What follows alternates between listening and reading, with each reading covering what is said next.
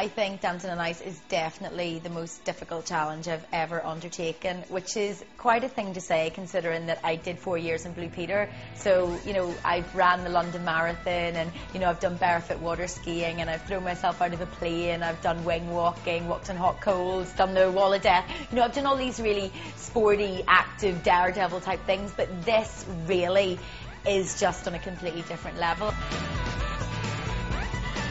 The walking on hot coals really worried me because I just couldn't sort of accept it in my head. How can you walk on something that's, you know, above 100 degrees centigrade and you're not going to burn your feet? How does that work? The wing walking, I was terrified, you know, even going to the fun fair sometimes I'm like, oh, is that right, gonna be okay? But, you know, never mind going up on the wing of a plane and only being strapped in around your stomach. You know, your feet are free to move, your arms are free to move, and, you know, once you're up there, it's not as if you can press a button and go, oh, can I come back down? You know, you're up there, and we were doing loop-the-loops and everything, so I actually ended up loving it. I was so terrified.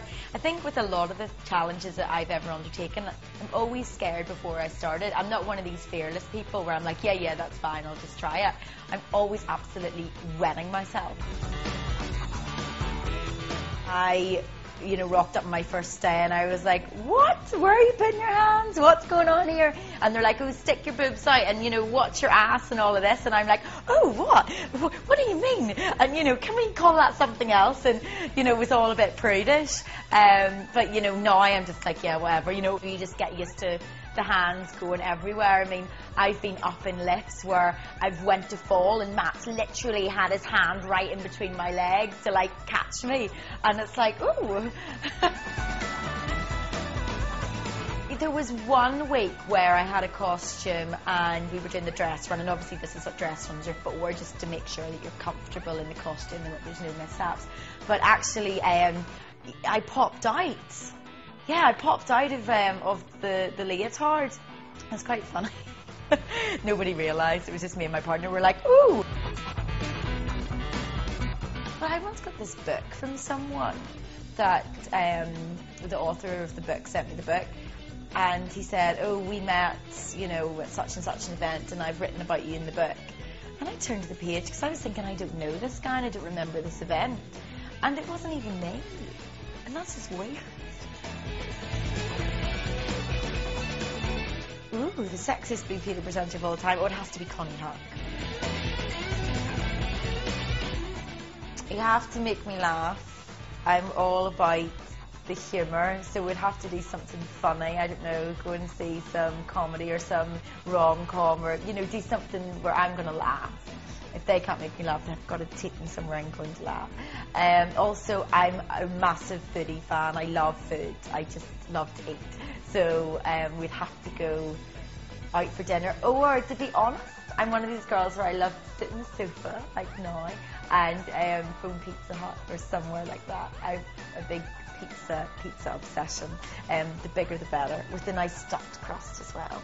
And ice cream. And that would be my third thing. I do not share desserts. You know the way you get those couples that go out for dinner and it's like, oh, you order and we'll get 2 spoons? No.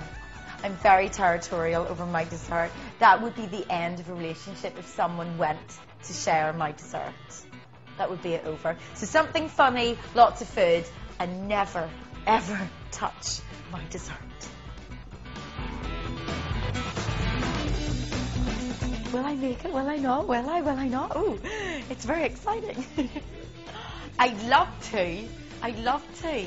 I mean, you know, there's, you know, winning Miss Northern Ireland, there's, you know, becoming a lawyer, you know, getting the Blue Peter badge and being a presenter, but really, the ultimate for me would be to get in, not the top 100, but the top 10 sexiest females in FHM for 2009. That would be great. That would be great. I'd love that.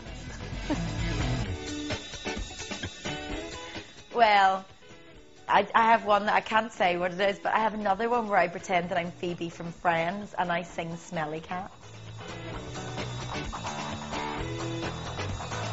When we were in the jungle in Bolivia and we had to lick live bugs, like they were alive, crawling up the bark of a tree, and just lick them and eat them.